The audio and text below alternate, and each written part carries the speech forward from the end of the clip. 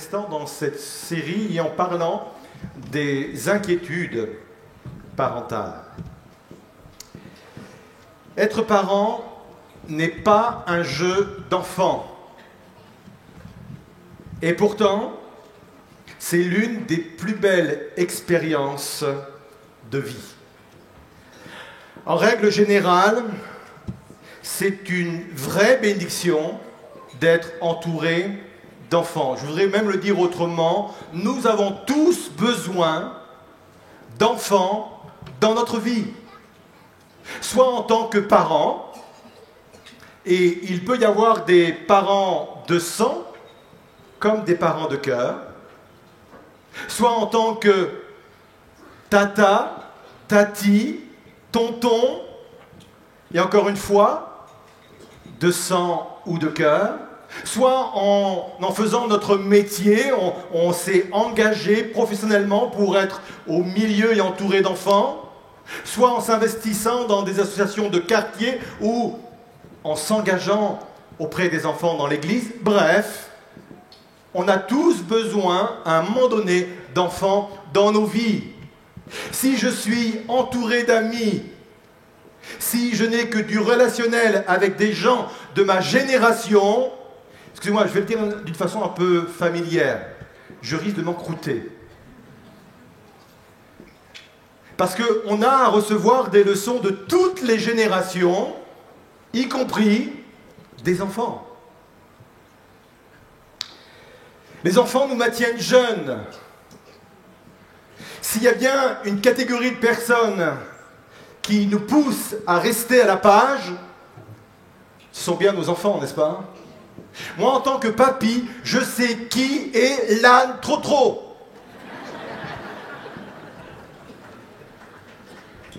Je sais que ça fait plaisir à certains. Je sais même que oui n'est plus à la mode.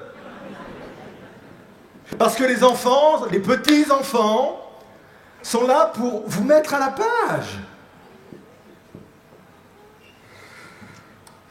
Les enfants nous ramènent à la réalité.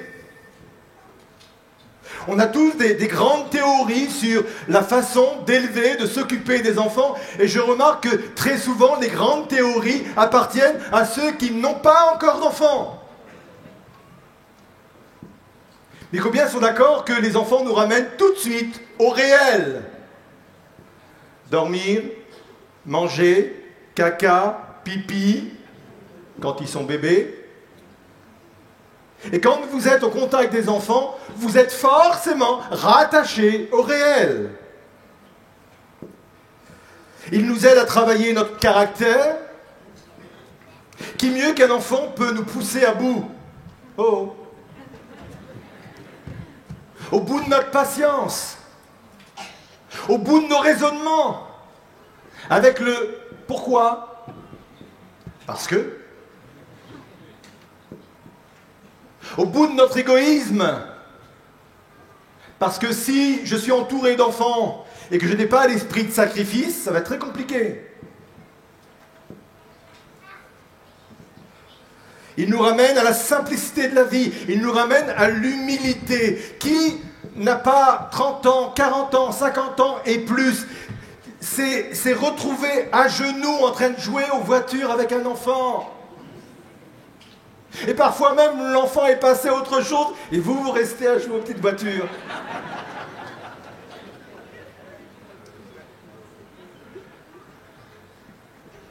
Pour toutes ces raisons, on a besoin d'enfants dans notre vie, dans nos vies. Mais derrière tout cela, la parentalité peut se révéler fort stressante. Et l'épanouissement peut ne pas être toujours au rendez-vous. Et c'est vraiment un sujet tabou. Parce qu'en tant que parent, on devrait, tout au moins c'est le message qu'on entend de l'extérieur, on devrait être forcément épanoui. Or,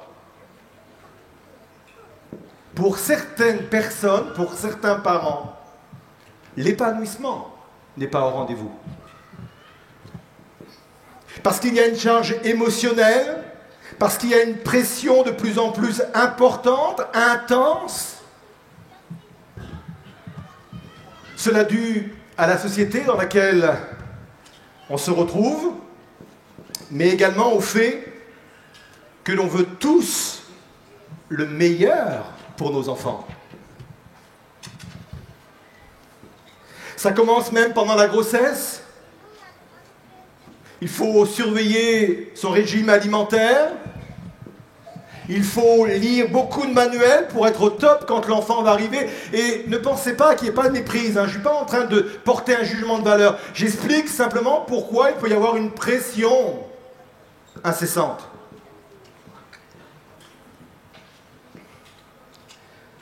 Vouloir le meilleur vêtement, le meilleur des jouets, la meilleure des écoles, le maximum d'activités. Il y a une nouvelle forme qui a été reconnue par les sociologues, une nouvelle forme de parents, on les appelle les parents taxis. Et 70% des parents se reconnaissent dans cette appellation. Vous savez, on passe ses journées à conduire l'enfant à la danse, au sport, à la musique. Et encore une fois, je ne suis pas là en train de donner un jugement de valeur. Je ne me le permettrai pas. Mais tout cela pour expliquer la pression, la charge émotionnelle qu'il peut y avoir sur les parents. On entend de plus en plus parler de burn-out parental, du burn-out parental.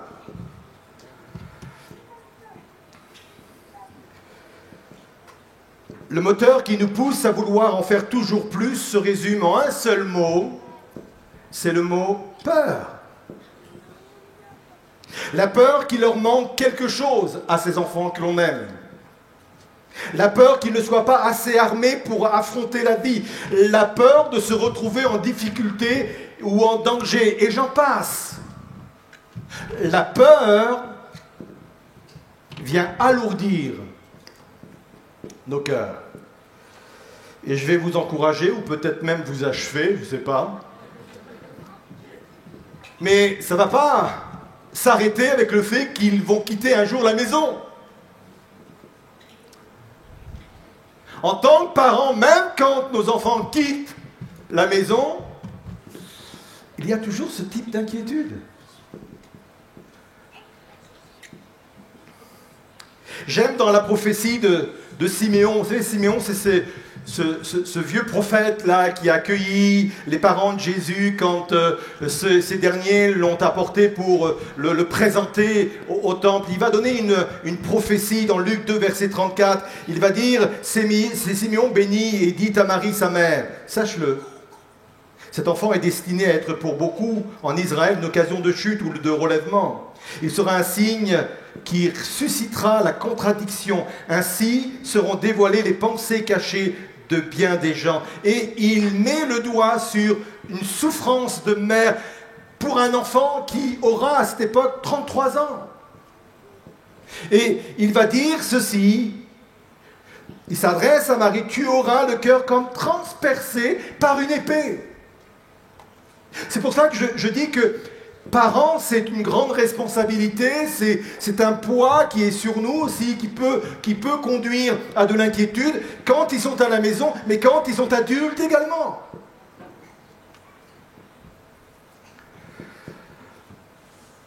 La réalité est la suivante. Notre cœur ne nous appartient plus dès lors que nous commençons à aimer. Je répète. Notre cœur ne nous appartient plus dès lors que nous commençons à aimer. Quand on aime quelqu'un, on a peur de le perdre.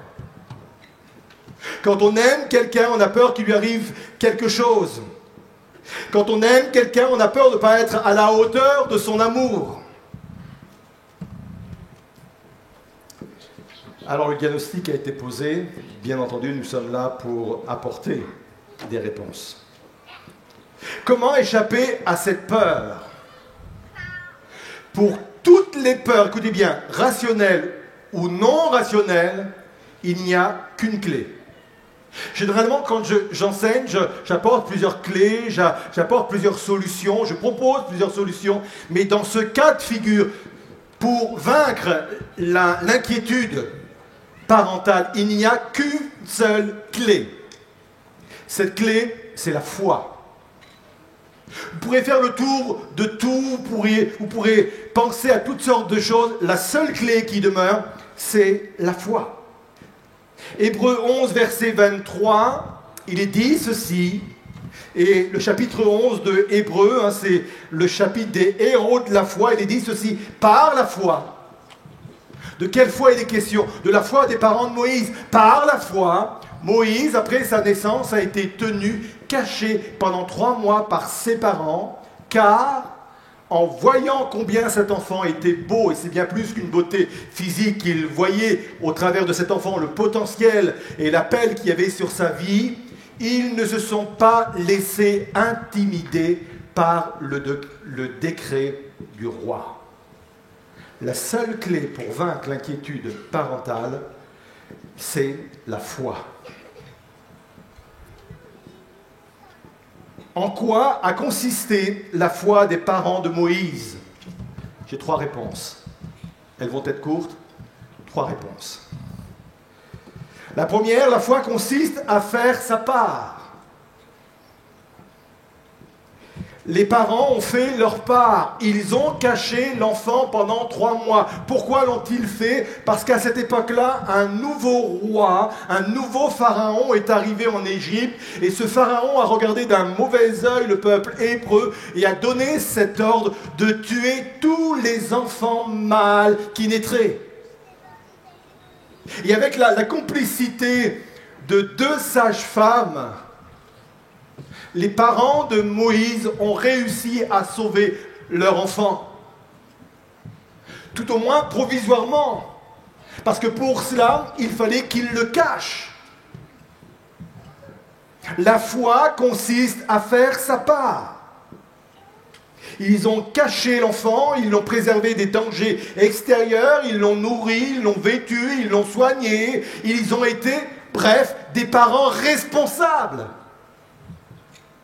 La foi ne nous dédouane pas de nos responsabilités de parents. Vous êtes là?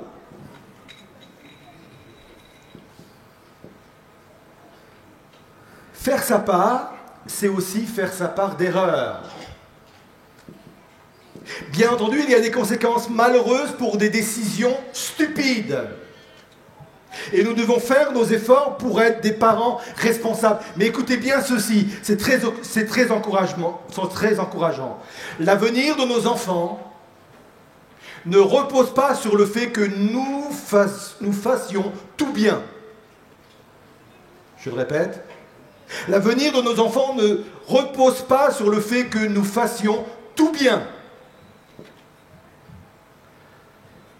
J'ai fait des erreurs en tant que père. Nous avons fait et nous ferons des erreurs encore. C'est le principe même de l'Évangile. Parce que nous étions incapables de tout faire bien, Jésus, le parfait, est venu donner sa vie. Dieu a intégré l'erreur comme possible. Il est dit, si quelqu'un a péché, Dieu, dans son évangile, a intégré l'erreur comme possible.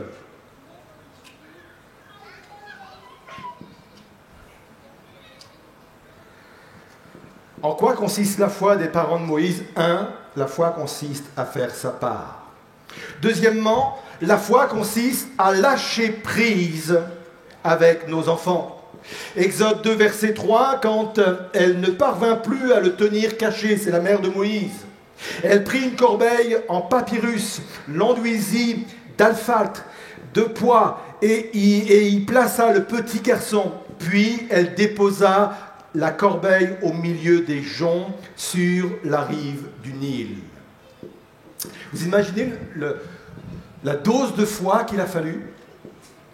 Elle fait cette corbeille, elle met l'enfant à l'intérieur et elle dépose cet enfant, non pas dans un lieu sûr, mais au milieu du Nil, au milieu du fleuve. Fallait-il avoir foi en Dieu qui contrôle toutes choses?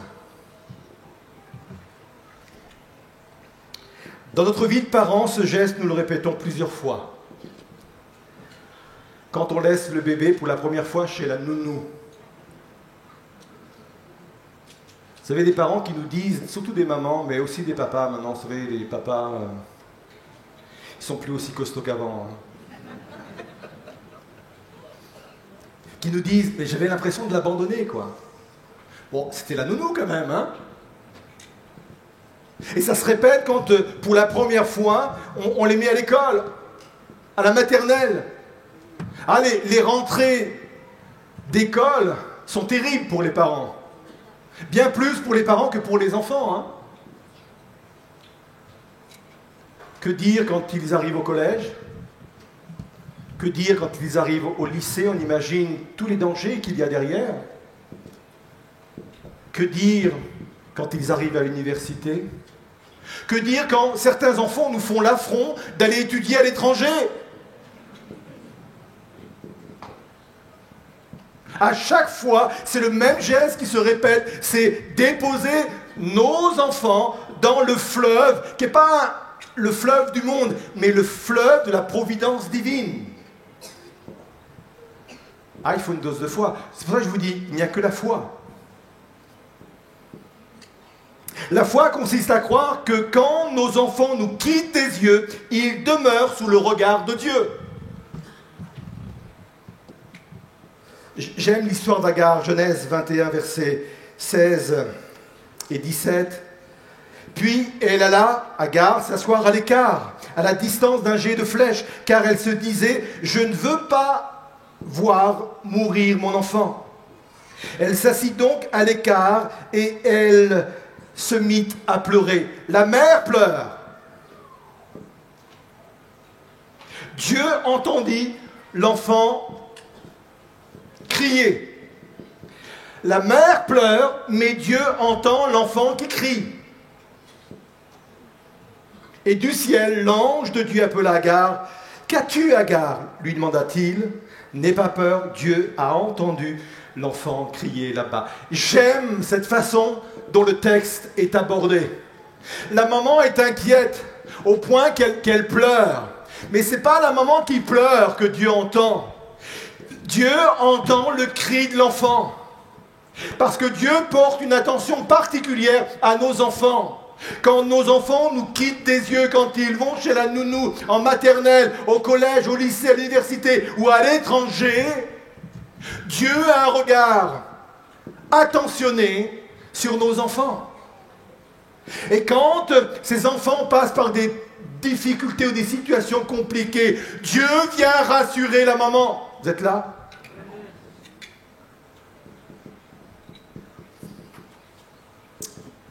Comme mon temps est limité, le dernier point, la foi consiste à accepter l'inconfort dans lequel peuvent se retrouver nos enfants. Moïse s'est retrouvé dans un panier au milieu du fleuve, sans la présence de sa mère, sans l'odeur de sa mère. Et à cette époque, à cet âge-là, combien savent que c'est important, la présence, l'odeur, le toucher de la maman? Et cet enfant va se retrouver dans une situation très inconfortable, au point que quand la fille de Pharaon va le trouver, le bébé est en train de pleurer. Exode 2, verset 6, elle l'ouvrit et vit l'enfant. C'était un petit garçon qui pleurait. Combien d'enfants ne supportent pas de voir leur enfant pleurer?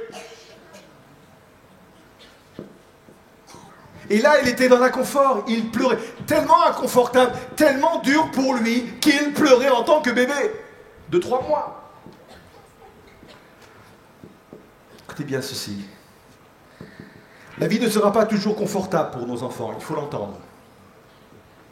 Même si on va faire tout pour que le contraire arrive, c'est de notre responsabilité de le faire. Mais la vie ne sera pas toujours confortable pour nos enfants, même si on va faire tout pour éviter cela. Mais il faut avoir la foi que Dieu peut utiliser les jours les plus compliqués de nos enfants pour développer leur caractère et les préparer à un avenir prometteur. Et là encore, ça demande de la foi. On est d'accord pour dire qu'il y a des enfants qui naissent avec des difficultés beaucoup plus grandes que d'autres. On est d'accord pour dire que pendant le parcours d'un enfant, pour certains enfants, ça sera plus compliqué pour certains que pour d'autres. On est d'accord pour cela. Mais on croit que leur inconfort, les moments désagréables, les moments compliqués, on croit que Dieu est capable de s'en servir pour former leur destinée, pour former leur caractère, pour les rendre peut-être plus forts dans certains domaines, afin d'être utiles là où Dieu les voit déjà et les enverra.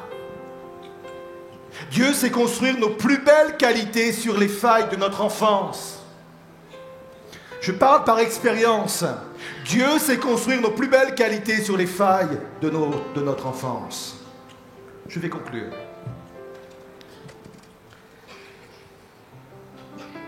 Dans les évangiles, à chaque fois que des parents soucieux sont venus vers Jésus, il a toujours répondu à leurs inquiétudes. Que ce soit Jairus avec sa préadote de 12 ans, qui était gravement malade, Jésus l'a accueilli. Que ce soit un père avec un enfant épileptique, Jésus l'a accueilli. Que ce soit même cette Cananéenne pour sa propre fille, Jésus l'a accueilli. Quelles que soient les inquiétudes de parents que nous pouvons avoir aujourd'hui dans cette salle, ou vous qui nous suivez sur Internet, de la même façon que Jésus a accueilli ses inquiétudes dans les évangiles, il veut accueillir ce matin nos inquiétudes. Je voudrais qu'on puisse terminer par juste un moment de prière où on va présenter à Dieu nos familles. Peut-être qu'au sein de vos propres familles, de votre propre famille, il y a beaucoup de sujets d'inquiétude. Peut-être qu'il n'y a que des sujets d'encouragement et que Dieu soit béni. Mais qu'ensemble, nous puissions vivre la réalité d'une prière où on dit au Seigneur, je crois qu'il n'y a que la foi qui compte pour apaiser les inquiétudes. Je fais ma part. Aide-moi à être un parent responsable. Je fais ma part. Aide-moi à être ce parent qui sait lâcher prise. Aide-moi, Seigneur, à croire quand ils sont dans une situation d'inconfort. Toi, tu as là encore la maîtrise de leur situation. Vous voulez bien vous lever à votre place. Et nous allons prier pour les familles. Et je vous invite à prier pour votre propre famille. Et si vous êtes entouré des personnes de votre famille, n'hésitez pas, si vous le souhaitez, à vous prendre par la main et à faire lever cette prière en disant, Seigneur, je crois qu'il y a une bénédiction que tu appelles sur ma propre famille. Je crois qu'il y a une bénédiction que tu appelles sur mes enfants, sur mes parents, sur mes grands-parents. Rappelez-vous, à chaque fois que des familles, des parents sont venus à Jésus, Jésus les a accueillis. Il accueille votre prière. Je vais prier. Et pendant que je prie, priez également pour votre famille, avec votre famille. Vous pouvez le faire à voix haute si vous le voulez, ou à voix basse, peu importe. Mais je voudrais qu'on puisse vivre un moment de communion où ensemble, nous allons apporter nos inquiétudes, nos sujets de réjouissance à Dieu. Seigneur, je te remercie parce que j'ai la possibilité ce matin de venir à toi. Je le fais avec ma famille, Seigneur Jésus. Je crois que tu portes un regard attentif sur ma famille, sur moi, sur mes enfants. Je crois que tu te soucies de la famille et de ma famille, Seigneur. Viens nous aider à être des parents responsables. Viens nous aider à avoir assez de foi pour lâcher prise là où il faut lâcher, Seigneur. Donne-moi assez de foi pour croire que tu es au contrôle, même dans les moments inconfortables de ma famille, de mes enfants, Seigneur. Donne-moi, Seigneur Jésus, de vivre cette réalité, Seigneur Jésus. Viens bénir chaque famille, Seigneur, que ce soit les internautes, Seigneur, que ce soit les personnes présentes dans ce lieu. Je crois, Seigneur Jésus, qu'il y a une bénédiction particulière qui est rattachée à nos familles, Seigneur. Viens les bénir, Seigneur. Viens poser ta main bénissante et puissante sur ces moments. Dans le nom de Jésus. À Jésus soit la gloire. Amen. On peut rester debout, on va laisser le déroulement se poursuivre maintenant. À toi, Seigneur.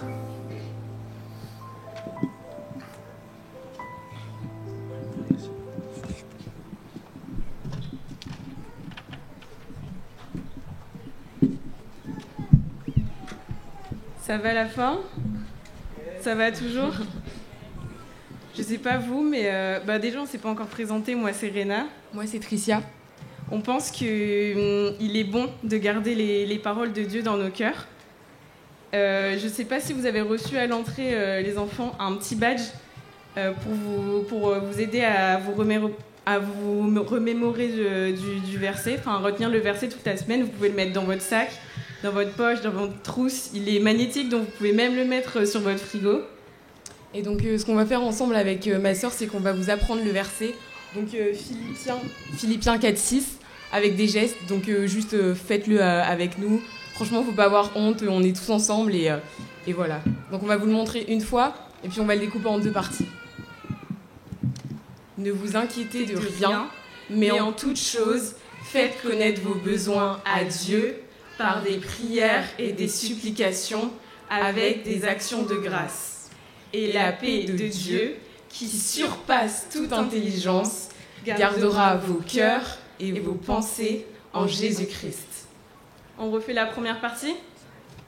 Ne vous inquiétez de rien, mais en toute chose, faites connaître vos besoins à Dieu par des prières et des supplications avec des actions de grâce. Ensuite, la deuxième partie. Et la paix de Dieu, qui surpasse toute intelligence, gardera vos cœurs et vos pensées en Jésus-Christ. Franchement, vous avez vraiment géré. On va le faire une dernière fois et puis ensuite on fera le chant. Ne vous inquiétez de rien, mais en toute chose, faites connaître vos besoins à Dieu par des prières et des supplications avec des actions de grâce. Et la paix de Dieu, qui surpasse toute intelligence, gardera vos cœurs et vos pensées en Jésus-Christ. C'était top. Yes.